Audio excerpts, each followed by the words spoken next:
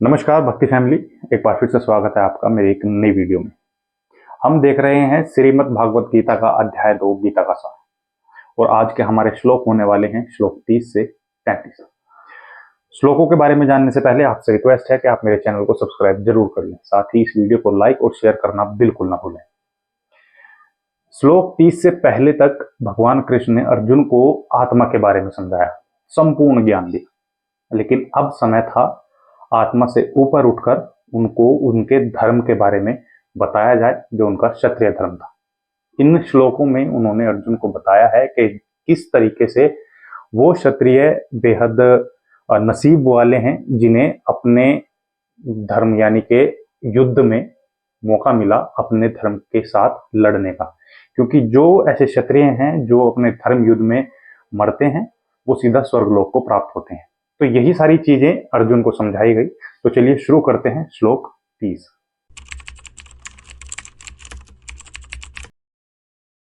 श्लोक 30। ते ही नित्यं वद्यो अयम देहे सर्वस्य भारत तस्मात् सर्वाणि भूतानि न त्वं शोचितु महर्षि।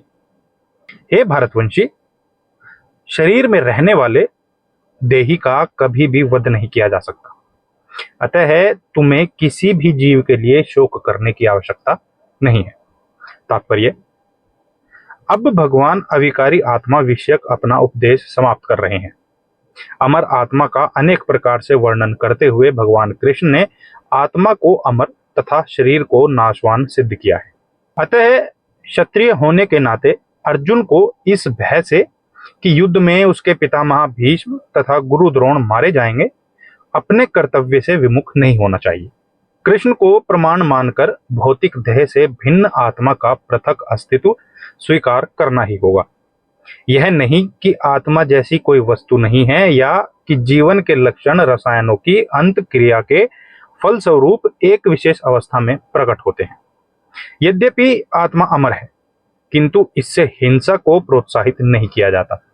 फिर भी युद्ध के समय हिंसा का निषेध नहीं किया जाता, क्योंकि तब इसकी आवश्यकता रहती है।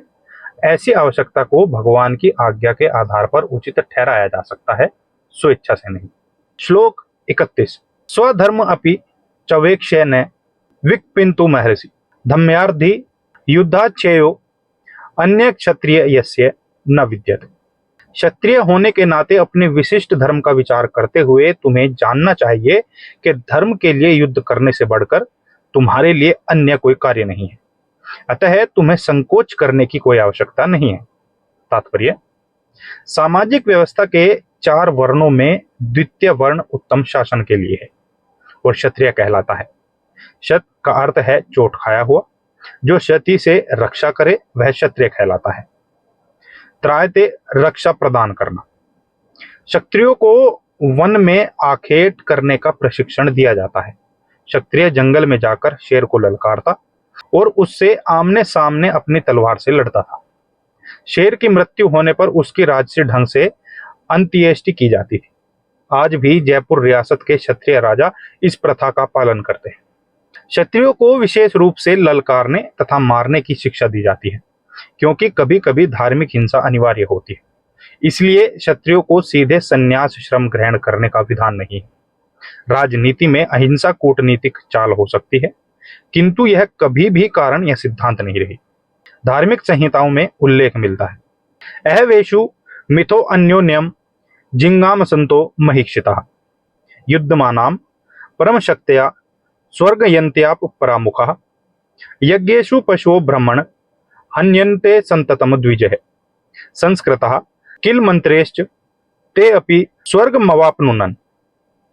युद्ध में विरोधी ईर्ष्यालु राजा से संघर्ष करते हुए मरने वाले राजा या क्षत्रिय को मृत्यु के अनंतर वे ही उच्चलोक प्राप्त होते हैं जिनकी प्राप्ति यज्ञानी में मारे गए पशुओं की होती है।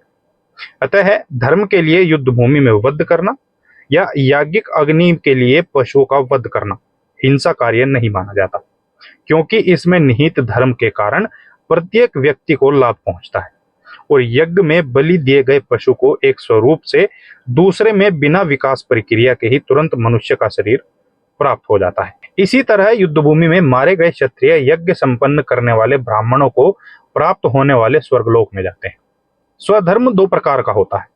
जब तक मनुष्य मुक्त नहीं हो जाता तब तक मुक्ति प्राप्त करने के लिए धर्म के अनुसार शरीर विशेष के कर्तव्य करने होते हैं। जब वह मुक्त हो जाता है तो उसका विशेष कर्तव्य या स्वधर्म आध्यात्मिक हो जाता है और देहात्म बुद्धि में नहीं रहता। जब तक देहात्म बुद्धि है तब तक ब्राह्मणों तथा क्षत्रियों के लिए स्वधर्म पालन अनिवार्य होता है। स्वधर्म का विधान भगवान द्वारा होता है, जिसका स्पष्टीकरण चतुर्थ अध्याय में किया जाएगा। शारीरिक स्तर पर स्वधर्म को वर्णाश्रम, वर्णाश्रम धर्म अथवा आध्यात्मिक बोध का प्रथम सोपान कहते हैं। वर्णाश्रम धर्म अर्थात प्राप्त शरीर के विशिष्ट गुणों पर आधारित स्वधर्म की अवस्था से मानवीय सभ्यता का शुभारंभ होता है। वर्णाश्रम धर्म के अनुसार किसी कार्य क्षेत्र में स्वधर्म का निर्वाह करने से जीवन के उच्चतर पद को प्राप्त किया जा सकता है। श्लोक 32। यदच्छया चोपपन्नम स्वर्ग द्वारम पाव्रतम सुखिनः क्षत्रियः पार्थ लभन्ते युद्धमीदृशम। हे पार्थ, वे क्षत्रिय सुखी हैं जिन्हें ऐसे युद्ध के अवसर अपने आप प्राप्त होते हैं जिससे उनके लिए स्वर्गलोक के द्वार खुल जाते हैं। तात्पर्य, विश्व के परम गुरु भगवान कृष्ण अर्जुन की इस प्रवृत्ति की भर्त्सना करते हैं जब वह कहता है कि उसे इस युद्ध में कुछ भी तो लाभ नहीं दिख रहा है, इससे नरक में शाश्वत वास करना होगा। अर्जुन द्वारा ऐसे वक्तव्य केवल अज्ञान जन्य थे। वह अपने स्वधर्म के आचरण में अहिंसक बनना चाह रहा था, किंतु एक क्षत्रिय के लिए युद्ध भूमि में स्थित होकर इस प्रकार अहिंसक बनना मूर्खों का दर्शन है। पराशर स्मृति में व्यास देव के पिता पराशर ने कहा है, क्षत्रियो ही प्रजारक्षण शस्त्रपाणि प्रदंडयन् निर्जित्य परसैन्यादि क्षितिम धर्मेण पाल्येत। क्षत्रिय का धर्म है कि वह सभी क्लेशों से नागरिकों की रक्षा करे, इसलिए उसे शांति तथा व्यवस्था बनाए रखने के लिए हिंसा करनी पड़ती है। अतः उसे शत्रु राजाओं के सैनिकों को जीतकर धर्मपूर्वक संसार पर राज्य करना चाहिए। यदि सभी पक्षों पर विचार करें तो अर्जुन को युद्ध से विमुख होने का कोई कारण नहीं था। यदि वह शत्रुओं को जीतता है तो राज्य भोग करेगा, और यदि वह युद्ध भूमि में मरता है तो स्वर्ग को जाएगा, जिसके द्वार उसके लिए खुले हुए हैं। युद्ध करने से उसे दोनों ही तरह लाभ है। श्लोक 33। अथ चेत्वमिमं धर्म्यं संग्रामं न करिष्यसि ततः स्वधर्मं कीर्तिम च हित्वा पापम अवाप्स्यसि। किंतु यदि तुम युद्ध करने के स्वधर्म को संपन्न नहीं करते तो तुम्हें निश्चित रूप से अपने कर्तव्य की उपेक्षा करने का पाप लगेगा और तुम योद्धा के रूप में भी अपना यश खो दोगे। तात्पर्य, अर्जुन विख्यात योद्धा था जिसने शिव आदि अनेक देवताओं से युद्ध करके यश अर्जित किया था। शिकारी के वेश में शिवजी से युद्ध करके तथा उन्हें हराकर अर्जुन ने उन्हें प्रसन्न किया था और वर के रूप में पाशुपतास्त्र प्राप्त किया था। सभी लोग जानते थे कि वह एक महान योद्धा है। स्वयं द्रोणाचार्य ने उसे आशीष दिया था और एक विशेष अस्त्र प्रदान किया था जिससे वह अपने गुरु का भी वध कर सकता था। इस प्रकार वह अपने धर्मपिता एवं स्वर्ग के राजा इंद्र समेत अनेक अधिकारियों से अनेक युद्धों के प्रमाण पत्र प्राप्त कर चुका था। किंतु यदि वह इस समय युद्ध का परित्याग करता है तो वह न केवल क्षत्रिय धर्म की उपेक्षा का दोषी होगा, अपितु उसके यश की भी हानि होगी और वह नरक जाने के लिए अपना मार्ग तैयार कर लेगा।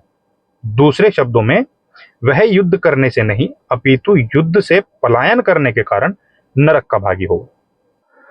तो देखा आपने किस तरीके से अर्जुन को ये समझाया जा रहा है कि तुम अपने जो गुरुओं का, जो तुम जिनको मारने वाले हो, जो तुम्हारे हाथों से मारे जाएंगे इस युद्ध में, तुम उनका शोक मत करो, क्योंकि तुम उनके सिर्फ शरीर को मारोगे, आत्मा को नहीं।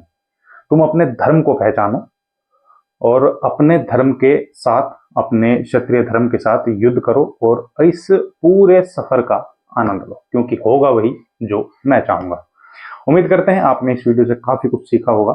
ऐसे ही प्यार देते रहिए। वीडियो को लाइक और शेयर करना बिल्कुल ना भूलना। अब मुझे दीजिए अनुमति। राधे राधे।